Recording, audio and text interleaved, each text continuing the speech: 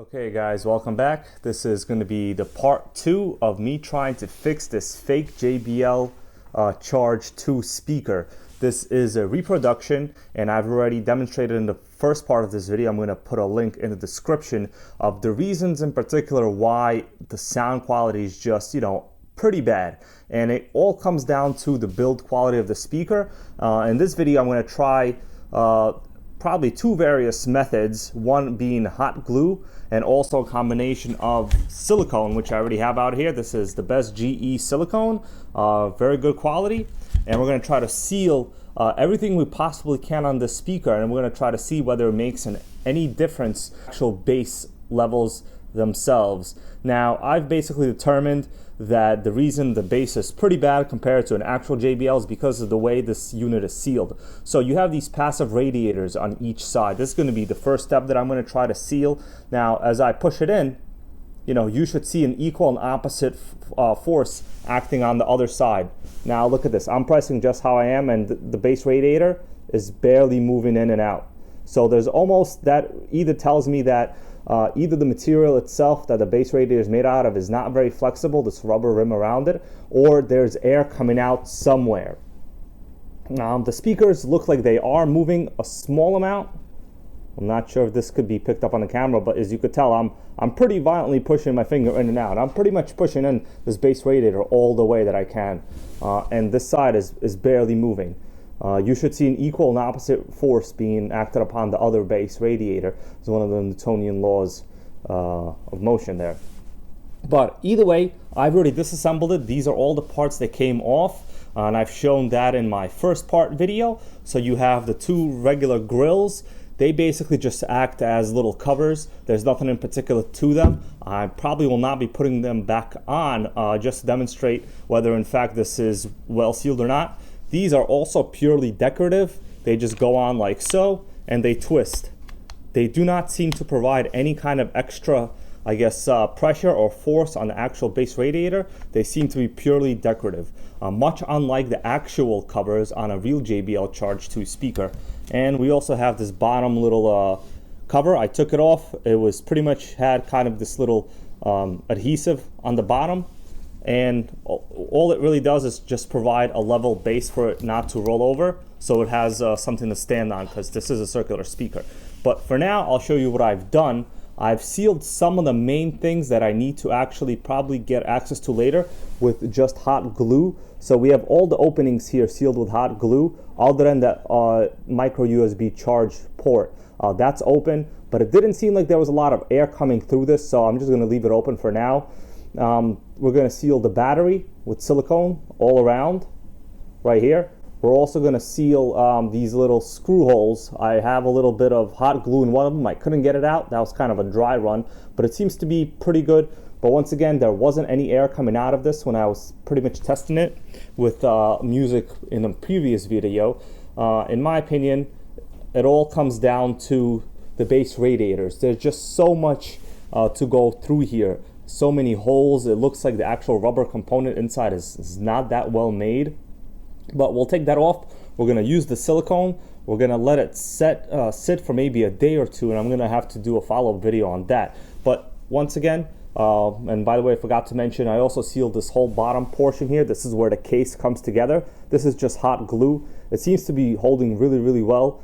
I might also go over it with silicone on top, but once again, it seems to be adhered really well. So I'm going to have to leave it at that. The only element here, which I probably will not be adding any kind of seal to, will be the actual speaker unit. So it looks to be okay sealed, and when I held my hand over it, there wasn't any air escaping. And plus, obviously, if I seal it on the outside here, it might provide some kind of a sound distortion. Okay guys, so I just removed the first bass radiator. I just want to show it to you up close before I actually do any kind of silicone on it. I'm going to be putting it on the outside of this edge. This is where it basically makes a seal with the speaker unit itself right over here on the outside.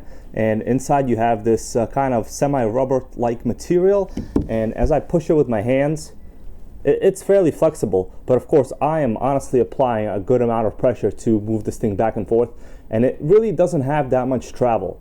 So as you could tell, you know, the overall travel is minimal. The amount of power you would need to make these move is pretty exorbitant. And in my opinion, I would say that the reason the actual JBL speaker is better built than this one is just because this doesn't in fact travel that well.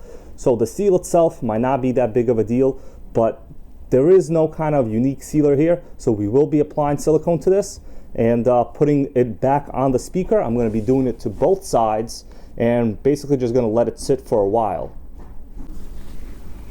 Okay, so I'm going to try now carefully to put a bead of silicone around the side of this base radiator. I'm going to attach it back to the speaker.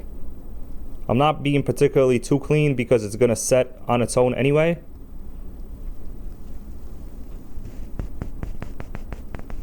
I figure here a little more is okay.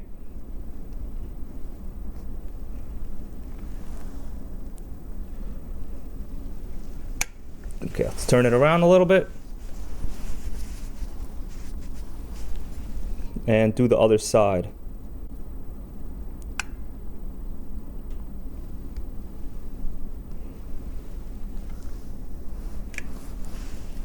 Okay, so I put a good uniform bead around this.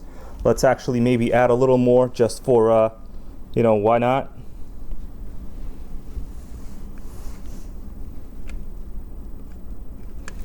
Okay, I think that's a good amount. I think it's safe to say it's fairly uniform.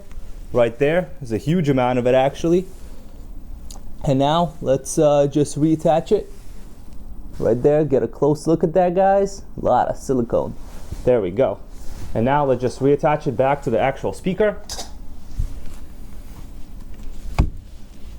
All right, so the J will go this way.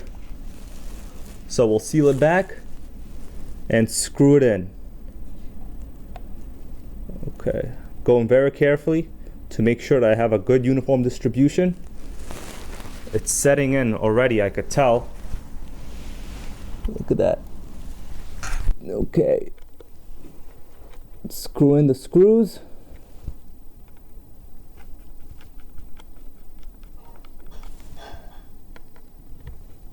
And if this doesn't do it, guys, well, I'll still have a bad sounding JBL Charge 2 replica reproduction speaker.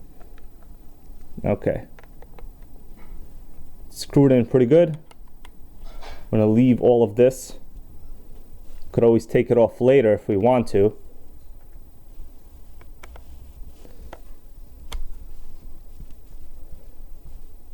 Okay. It's pretty good.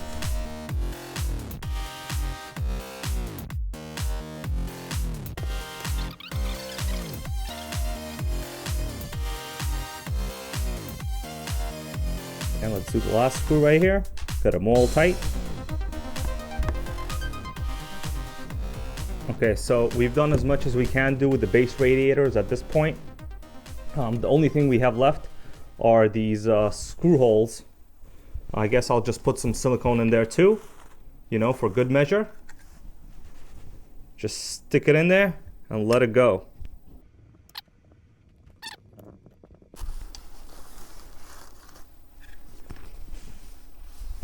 We're also gonna give a battery case right here, a little silicone as well, right?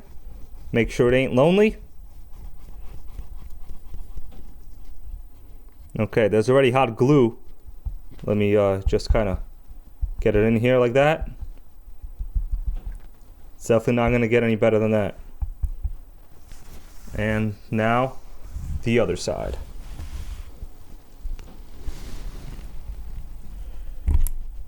Okay.